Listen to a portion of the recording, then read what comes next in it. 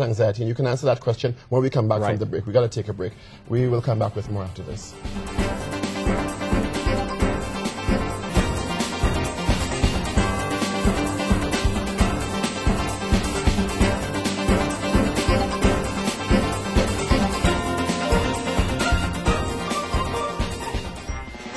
6:47. Welcome back to First Up this morning. We're dealing with the issue of the threat to the Prime Minister and several high-ranking cabinet officials. In studio with us is Rodney Guilarte, and we have on the line, however, Opposition Senator Penelope Beckles-Robinson, who was due to come in with us this morning, but traffic situation. Good morning, Senator Beckles. Thank you for joining us this morning. Hi, morning. How are you? We're Good fine, morning. thank you. Thanks for joining us. Senator Beckles. Sorry about that, but I was caught in the there's quite a big raid and Guilarte area, so everyone's going to be backed up this morning. Very long.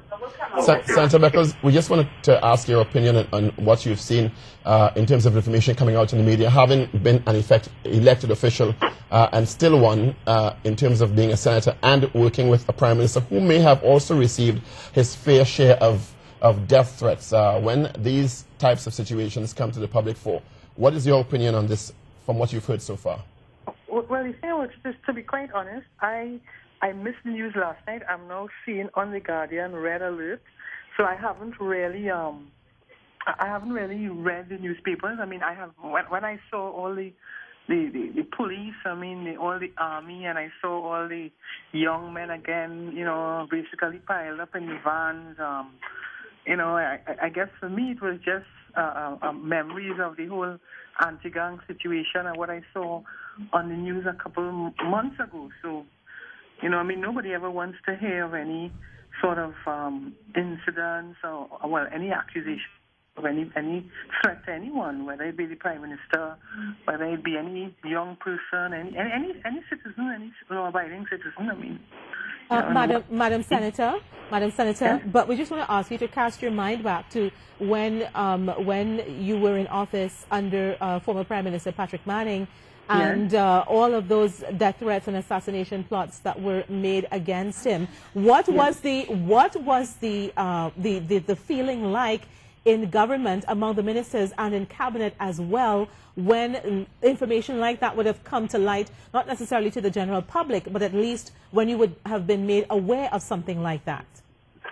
Well, the first thing, of course, you have to place a lot of confidence in your Minister of National Security and all your protective services. Of course, do as much investigation as you can to ensure that what you're hearing is it's not a rumor, and it's genuine, and there's no hoax. I think that's the first thing one would want to address one's mind, and if necessary, then do whatever with the resources you have to ensure you have those persons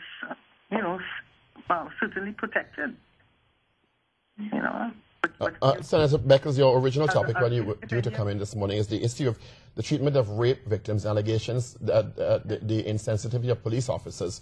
We'll have to reschedule you in studio, but of course your reaction to it, as justifiably so, has been one of abhorrence as to the way it has gone forward, hasn't it? Yeah, well, I indicated that I'll make myself available, certainly any other day, because I know that with this new, this news that has come in, clearly you all have, I've had to have a shift because it's really those are matters of state, I would imagine. So I understand that, but I'm really concerned about it, especially because we are doing the debate right now on the DNA bill, and you would remember that one of my concerns raised, together with other senators, was the issue of the legislation making provisions for taking a sample without the consent of the victim. So, ideally you don't want to have legislation that makes things worse for a victim. You want to probably train police officers so that they are in a better position to be able to handle those really, really sensitive issues of rape and incest. Madam Senator, there are some people who will be looking at this most recent development in terms of the threat against the Prime Minister and senior members of her cabinet and would say this justifies extending the state of emergency in this country. And that is going to be coming up for discussion within about a week or two in the Parliament. I'm sure the government is going to bring it up. Do you believe, given this most recent bit of news now, that the opposition may want to support the government in a possible request to extend the state of emergency beyond December 6th or December 7th, given this most recent development in terms of national security issues? Well, we haven't met as a caucus to deliberate on the issue. I'm certain that the Honourable Leader of the Opposition, Dr. Keith Rowley, we would have a meeting and it's a matter that we would discuss, but I think at this point in time, I wouldn't want to preempt those discussions. I am certain that we will take into consideration all the information that certainly would be at our disposal. You would recall that even before the state of emergency was called, that Dr. Rowley had called for a meeting with the Honourable Prime Minister having regard to certain developments in the country as it relates to the increase in crime. As far as I know, that meeting was never had. But one would think that there would be some sharing of some information with the opposition leader on something so sensitive and so important to the entire country, Trinidad and Tobago, which certainly would allow us to make a much more informed decision. Okay, Madam Senator, thank you for linking up with us this morning, and we hope to have you in studio very, very soon to discuss the other major issue. Sure, thank you so much. We've been chatting very briefly with opposition senator and leader of opposition business in the Senate, Penelope Beckles-Robinson, her reaction to this most recent news about the assassination plot against the Prime Minister and several of her senior cabinet ministers. We still have in with us in studio former Staff Sergeant in the U.S. Marine Corps, Rodney Guilarte. And so you would have heard her comments in terms of the fact that, you know, as elected officials, they expect something like this. It's always unnerving when it's revealed, but they expect it more or less. Well, one thing we have to understand, being an elected head of state or a leader of a country, this is part and parcel of the entire lifestyle and culture that goes with this kind of office. If it's not to be expected, then we are naive about what we are here to do. So again, having this, meeting it head on, being definitive, being direct about it, awesome. I congratulate everybody on dealing with this situation decisively. But how we interact with the media, the overall social consciousness, the psyche of the nation, all these things, you know, you can't really make this a part of, you know, our stability and safety and security of the country. I mean, if anything, you know, this is the backyard. This is the cup of tea of the special branch, who are highly qualified, highly trained individuals. And as a unit, this is Guard and Emergency Branch. I'm not sure, in my opinion, I would suggest that I'm not sure in bringing out the regiment and every asset in the entire Ministry of National Security's toolkit is necessary. This is specifically within the context of Guard and Emergency Branch, Special Branch, the protection details, the investigative arms. If anything, you're looking at MOPS. If SOT was still around, this would be definitely SOT's forte. Special Branch and Guard and Emergency Branch. This is their job. This is their thing to investigate. So, I mean, you know, at the end of the day, it is definitely at the discretion of the government who they call out. We've got to put a pin in it for now, Rodney. We've got to take a pause for the news. And even before the news, with this tension this morning, it's time for a rituals moment. We need it. We need it.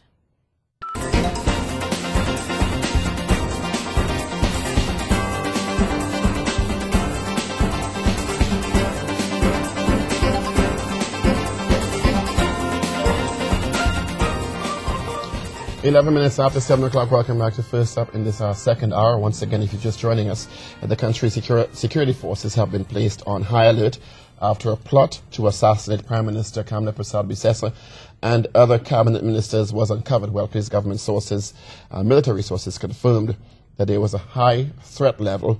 Also included in the threat were Housing and Environment Minister Dr. Rudal Moninal, Attorney General Anram Logan, and Local Government Minister Chandra Sharma. Some sources are indicating that this most recent threat may have been a backlash from the negative criminal element over the government's institution of the state of emergency and its strategic national movement since then. Our guest still in studio with us is Rodney Guilarte. We're talking during the news break about the differences between what is a military response and a civilian response, and we're trying to draw some comparisons from other jurisdictions, right, most notably North America and what happens in UK, for example.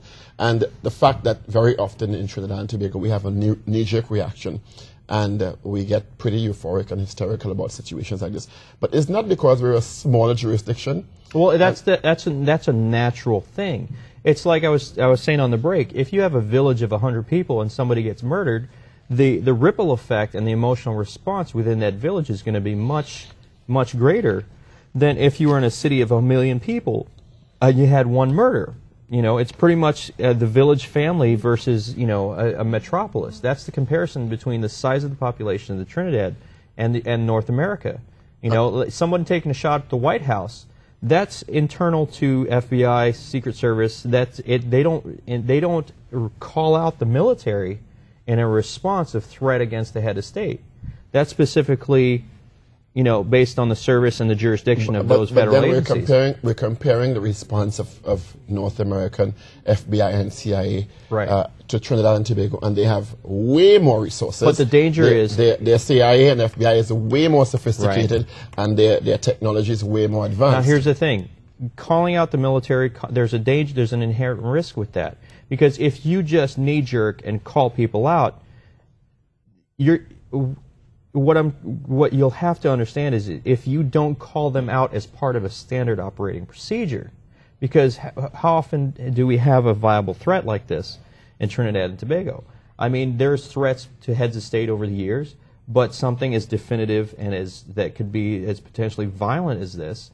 Yes, we call the military out, the Coast Guard, police, all these protective services, but we're not. If the danger is you can put your government at risk and the perception of your government at risk if you're not doing it as part of an SOP, standard operating procedure. There's a playbook.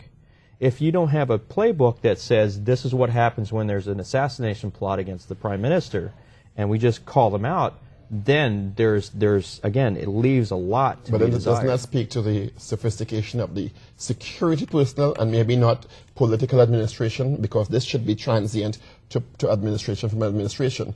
This is an operational manual you're talking about, a procedure, as opposed to a political response. Now, this isn't a condition of this government. This is a condition of our political culture here in Trinidad and Tobago.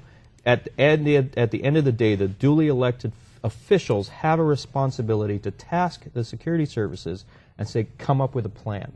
Have this plan, we get it approved, we put it in the books, and call that a day. So in the eventuality that happens, there's a definitive A through Z and it steps. will happen with leaders. We're going to open the phone lines now, 622-414 extension 4. That's 622-414 extension 4. You can also send emails to First Up Live, facebook.com/firstuplive or firstup@ctntworld.com. Your comments on this latest development in Trinidad and Tobago.